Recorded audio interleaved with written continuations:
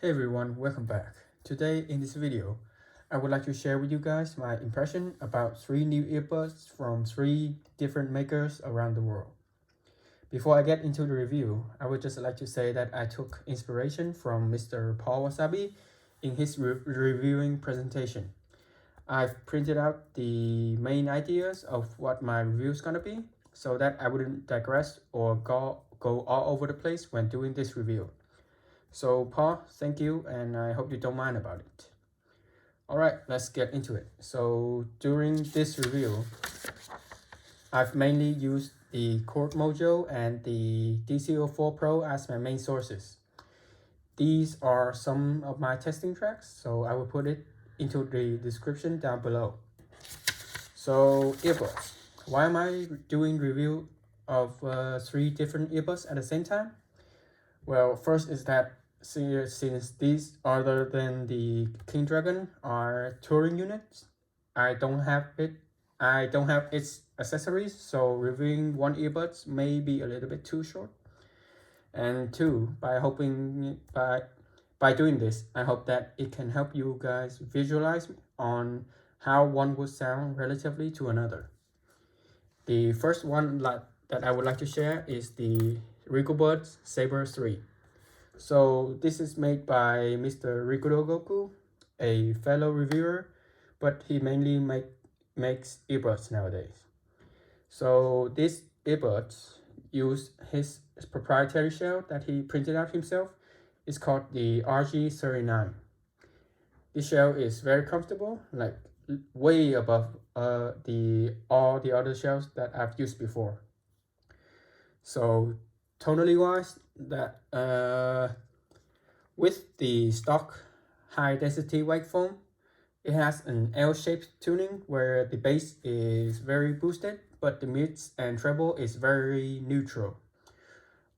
You can even say that it is even underemphasized to the point that it's sounding muffled.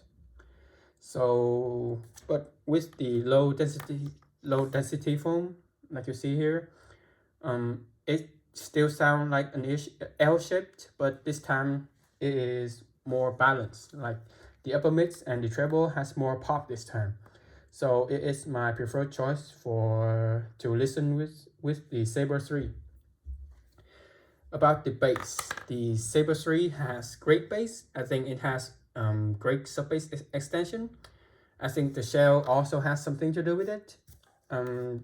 The bass of the Saber 3 actually reminds me of the QKZ HBB IEMs, but with just less quantity and of course less subbass extension. The Saber 3 has good bass texture and it sounds visceral with great body to it. That being said, the bass does sound slightly sluggish, like it's not as fast or effortless. The bass does split into the lower mids, giving vocals a lot of heft and weight to it. It sounds lush, if you will. Female vocal is alright, like it is forward, but it can do with a bit more energy. The treble is on the safe side. It is a bit dark and soft. Percussion instruments has decent energy to it, but I think the bass, like it kind of drown or mask the treble a bit. The tech is decent.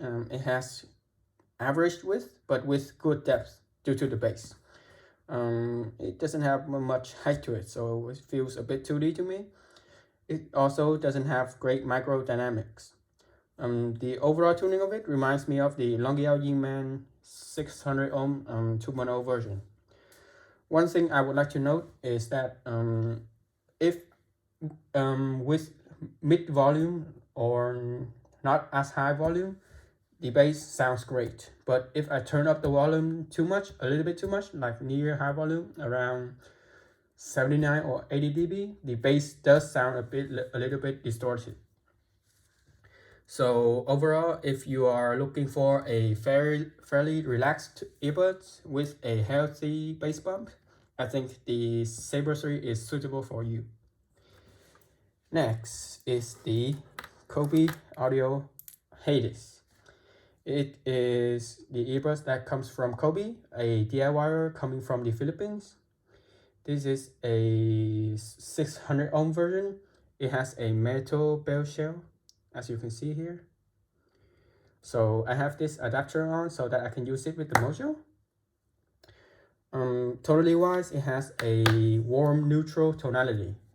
The bass is not overly boosted, but it sounds fast and tighter than the Saber 3. Texture is only like above average. Like it didn't wow me like with its texture. Drum sessions sounds present, but it's not very hard hitting. Bass guitar doesn't have a lot of bite to it. There's not much bleed into the low mid range, so mid range does sound alright, like not too thin and not too thick. Vocal sounds forward, but there's a really sharp 2.5K piano. So with the deep after that, it does makes the vocal sounds a bit honky or nasally. There's also some kind of masking in the upper mids to the treble range.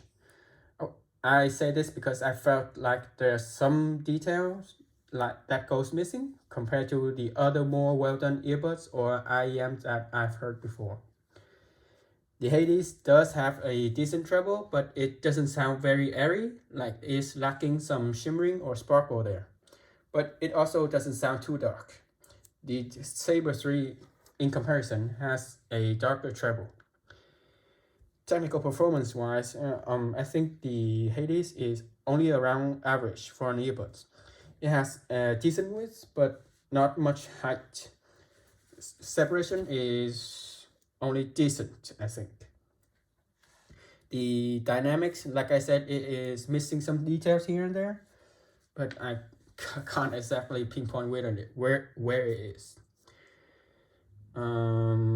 So, and finally, this is the, before that, one thing I would like to mention, even though this earbuds use a 600 ohm driver, it's actually quite easy to drive. Like, I only need to turn up the volume by a few clicks on the Mojo when I switch from the Saber 3 to this to the Hades. And finally, this is the Lrey King Dragon. This one is made by John from the Philippines. This particular model is made from this sort of greenish or bluish woods that he CNC from.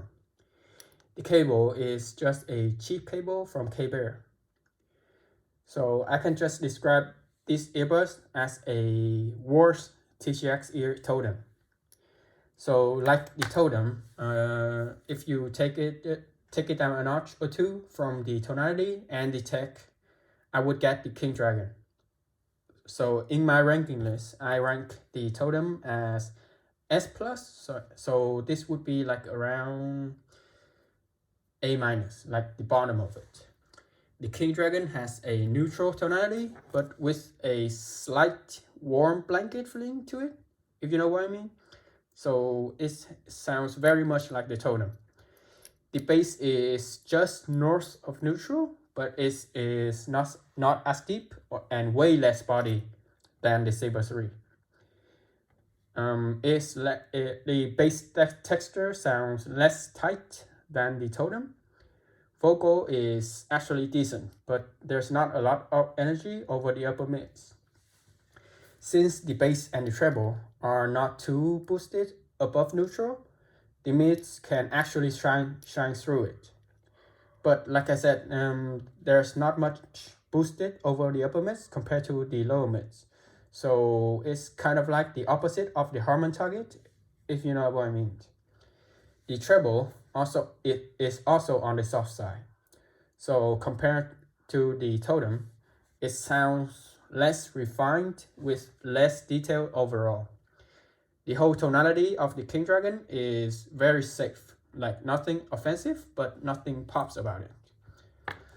Well, I would say it's leaning more towards a mid-centric earbuds. Tech-wise, I think the KD has wide stage, but not great depth, no height.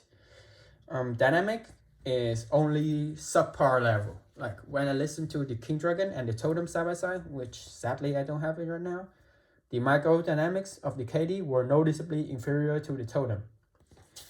So, like with this song right here, like the Bubble and Swashers, I've noticed there is inferior dynamics on the King Dragon. So yeah, that's it for my review for these 3 earbuds. Hope you guys enjoy it, and thank you for watching. See you guys next time. Bye.